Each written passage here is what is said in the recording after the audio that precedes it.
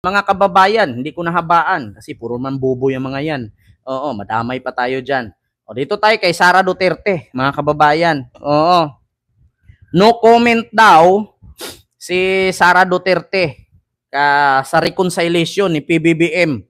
Oo. Ito na, mga kababayan, kahit ako is snatcher, itapon ko na sa basurahan. Oh, ito na mga kababayan ha, hanapin natin. No comment daw si Sara. Iginiit ni Vice President Sara Duterte ang higit na mahalagang responsibilidad para sa kapakanan ng bansa at ng mga Pilipino. Ito ay salip na magbigay siya ng tuwirang tugon tungkol sa planong pakikipagkasundo ni Pangulong Ferdinand Marcos Jr. sa kanilang pamilya. Unang-una, hindi na po na siguro ako magsalita about reconciliation dahil hindi naman mahalaga siguro ang mga personal na problema ng mga tao. No? Ang mas mahalaga is yung taong bayan at yung bayan natin. Ano daw? Sabi ni Sara, ayaw daw niya muna magkomento patungkol sa reconciliation or yung pagkakaisa o pagbabati-bati. Sabi ni Sara, hindi naman daw po mahalaga yung personal na problema ng bawat tao or personal problema nila ni BBM at ng mga Duterte. Tama naman yun. Kung may problema man sila both sides, sila na lang mag-uusap. Huwag na idamay yung taong bayan. Ang problema ngayon, Sara, nasaan ka ba? 'Di ba? Alam nyo, minsan, sa totoo lang, ito si Sara, yung nagnakaw na kahit may ebidensya na, sasampalin na siya ng ebidensya, sasabihin pa rin, hindi niya alam, wala siyang ninakaw.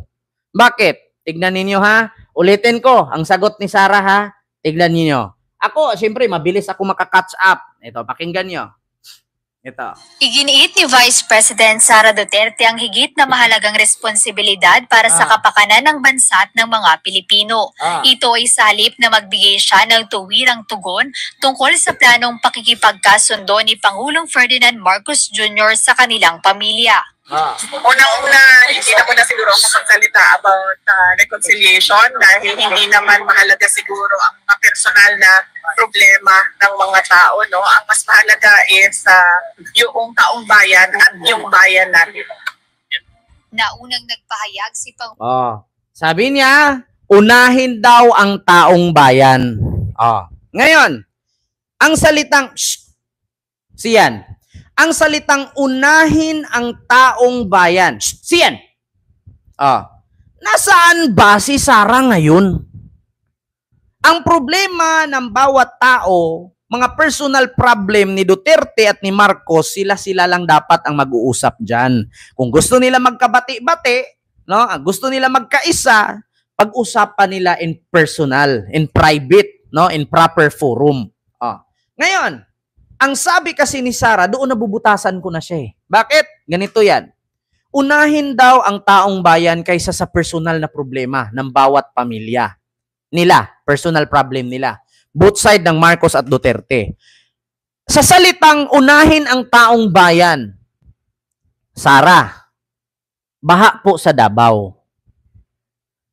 Ang Davao, ang tubig hanggang tuhod. So, ang tuhod na basa na may tubig, ibig sabihin baha.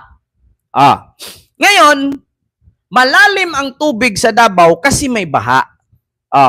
Yung salitang unahin ang taong bayan, edi dapat yung baha ang inatupag mo, hindi yung pagkakulong ng tatay mo. Bakit? Yan bang pagbalik-balik mo sa dahig at pagsama mo kay Amy Marcos, yung baha ba sa Davao na hupas? Nawala ba yung tubig? Nalutas ba ang problema sa lugar ninyo? Baka Sara na naginip ka, akala mo yung Davao, 1 hour lang biyahe, para ka lang si Mama Lenny na from Albay to Manila, na nakakommute lang. Sa bagay, mabilis lang yan sa inyo, kaya marami naman kayong pera, kahit liparin mo yan ngayon, dahig from Davao, okay. Diba? Ako, sa totoo lang, Sara, hindi ako naniniwala na ang pinaglalaban mo ay para sa taong bayan. Kung ang pinaglalaban mo para sa taong bayan, hindi na kasi yan bago sa amin. Nung bumaha ang Maynila, nandun ka sa Germany, nanood ng concert. Yung bumaha ang Maynila, nandun ka kay Wangod, nagpatato. Ngayon, nung bumaha ang Davao, nasaan ka? Pumunta ka ng Qatar, tapos dumiretso ka ng Dahig, anyari? Yeah. Ngayon mo sabihin na mas unahin natin ang kapakanan ng pamilyang Pilipino o para sa bayan kung ang baha nandun ka lumangoy. Wala, nandyan ka sa tatay mo, nagbe-birthday ka, samantalang yung bayan at lalawigan at lungsod ninyo, lubog sa baha. Ngayon, paano ka papaniwalaan? Mismong lugar mo, mismong baluarte mo, Davao City, lumubog sa baha. Ngayon mo sabihin na unahin mo ang kapakanan ng taong bayan, kung nandun ka, itinatakasan mo yung obligasyon mo bilang public servant. Di ba? Ngayon, ang sisihin nyo na naman si Marcos kasi binaha kayo dyan. So, bakit tinalaga pa kayong mayor dyan? Bakit tinalaga ka pang vice president kung si Marcos pa rin gagawa niyan? Eh di sana, wala na sanang mga local government kung si Marcos lang din pala ang sisihin ninyo. Pag nabuntis, marami anak, sisihin, presidente. Pag may bugbugan, may road rage, may patayan, sisihin, presidente. So, anong kwenta ninyo mga local government servant? Bakit tumatanggap pa kayo ng sahod dyan, pagiging mayor, congressman, gobernador, kagawad, barangay chairman, city councilor? Kung si BBM lang din pala ang may kasalanan. Pag nasubrahan sa kantot na himatay, tingnan nyo, nasa Cotabato, binalita, nasubrahan, nagdugo-dugo yung binata na 16 years old, nasubrahan sa kantot. Si BBM na naman sinisi. Si BBM ba kumantot nun? Binaha ang Davao hanggang tuhod ang tubig. Si BBM na naman sinisi. Inihian ba ni BBM yan? Aban, lakas ng mga amats ninyo. Tuloy natin. Ano pa? Pangulong Marcos Jr. na handa siyang makipagkasundo sa pamilya Duterte sa gitna ng gusot na kinakaharap ng dalawang pamilya na lumala pa matapos ang pag-aresto at pag-turnover sa International Criminal Court kay dating Pangulong Rodrigo Duterte. Dagdag pa ng Pangulo, mas nais niya na maging mapayapa ang pagtatrabaho ng lahat. Ako, ang habol ko yung stability, peaceful, para magawa namin yung trabaho namin. Kaya ako, laging akong bukas sa ganyan. I'm always open to any approach na, alika, magtulungan tayo. Diba? Kahit hindi tayo magkasundo sa polisiya, hindi tayo magkasundo. Gawin nyo yung trabaho, pero huwag na tayong nangugulo. Samantala, diba? Narinig nyo sabi ni PBBM? Kung hindi man tayo magkasundo bilang politician or sa pulisiya, kasi may kanya-kanya tayo halimbawa, si PBBM, iba yung niya, party list niya, iba yung partido niya. Si Sara, iba din yung partido niya. Gawin nyo dapat yung trabaho ninyo bilang public servant kasi sinasahuran kayo ng mga tax namin, mga inutil kami, di ba? O mga uto-uto kami na nagbibigay ng tax at nagbayad ng tax sa inyong mga putang inang politician kayo ng mga magnanakaw kayo sa bayan. Gawin nyo. Kahit hindi man kayo magkaalyado, kahit nag-separate naman kayo ngayon, yung Uniteam, ngayon Unibac, Unitay, yung tawag doon, Uniseparate, gawin mo yung trabaho ni BBM, gawin mo din yung trabaho mo. Ganun lang naman yun Hindi yung porkit kaaway mo si BBM, pati kami, dadamay nyo. Yung pagkakulong ng tatay mo. Anong connection yan sa bayan? Umuunlad ba ang bansa nung nakulong ang tatay mo? Pag nakalaya ang tatay mo, uunlad ba kami? Pag nakalaya ang tatay mo, yung baha nyo ba dyan, nawawala? Yung nandyan pa nga yung tatay mo, hindi pa nakakulong, nandyan pa rin yung baha Di ba? Anong sabi ni PBBM? Kung ayaw nyo makipagsundo sa akin, gawin ninyo yung trabaho ninyo na uuyon sa inyong sinumpaang salaysay bilang mga public servant. O kung ayaw mo sa akin, hindi gawin ko trabaho ko. Kung ayaw mo sa akin, hindi gawin mo yung trabaho mo. Hindi yung kada lingon mo, sisi. Pag nag-implement si PBBM ng 20 pesos per kilo ng bigas, anong sabi ni Sara? Yung bigas na yan, alam nyo naman, pag tag-20, pagkaing baboy yan, hayop lang kumakain yan, hindi tao. Di ngayon, tignan nyo, una pang DDS pumila sa 20 pesos per kilong bigas. Asaan? Diba? Si Sara, puro puna, puro paninisi, puro paninira. Pero samantalang, pag tinanong mo siya, ano bang nagawa? Libro. Ano akala mo sa mga Pilipino? Daga. Ang Pilipino, tao, kumakain ng bigas, hindi kumakain ng libro.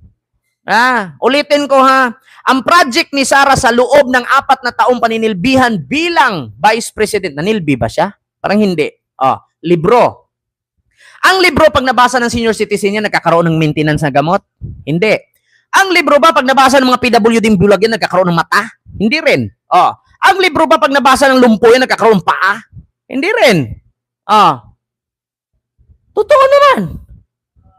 Kailan kayo nakakita na proyektong libro, pag nabasa ng yagit yan, nagkakaroon ba ng pagkain yung yagit?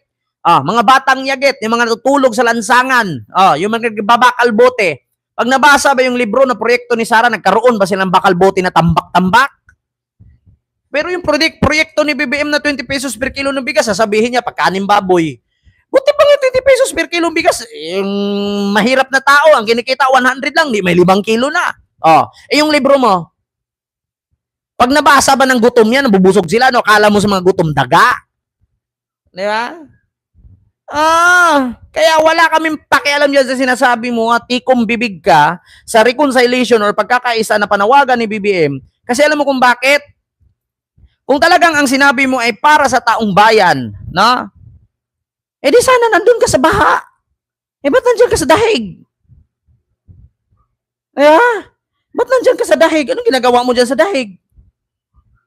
Ito si Jeneline Villanueva, pasikat daw ako, malaki daw bayad ko, putang ina mo. Apelido ka ng Villanueva, may kakilala kong Villanueva, ilang beses tumakbong presidente, di nanalo. Tigil-tigilan nyo ako. Ilang beses tumakbong presidente, hindi nanalo. Bakit? Ginamit ang Diyos. Ayoko na magsalita, wala akong binigkas pangalan na. So ngayon, mga kababayan, di ba? Wag ganun.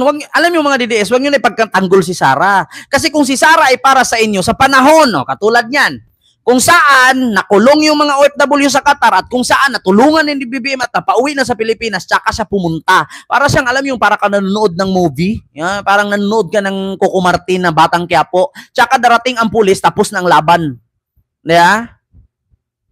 Ay, Diyos ko. Tapos sasabihin ni Sara ngayon, ako, no comment ako pagdating sa ganyan kasi bawat problema ng bawat pamilya ay mga personal na problema ay sa hintabi natin unahin yung taing bayan. Taong bayan. Saan yung taong bayan dyan sinasabi mo, Sara? Naginip ka ba? Kung taong bayan talagang nasa isip mo, edi sana nandun ka sa baha. Una-unahin mo pa yung pa-birthday mo dyan, nasa lanta sa baha yung lalawigan mo, di poga, bakakun. Yun lang. Dito tayo mga kababayan. Sunod natin pag-uusapan. Ito na. Mga kababayan. Tatay niya, taong bayan. Tatay ng taong bayan. So ito, mga kababayan, dito tayo. Congressman Albi Benitez nagsalita.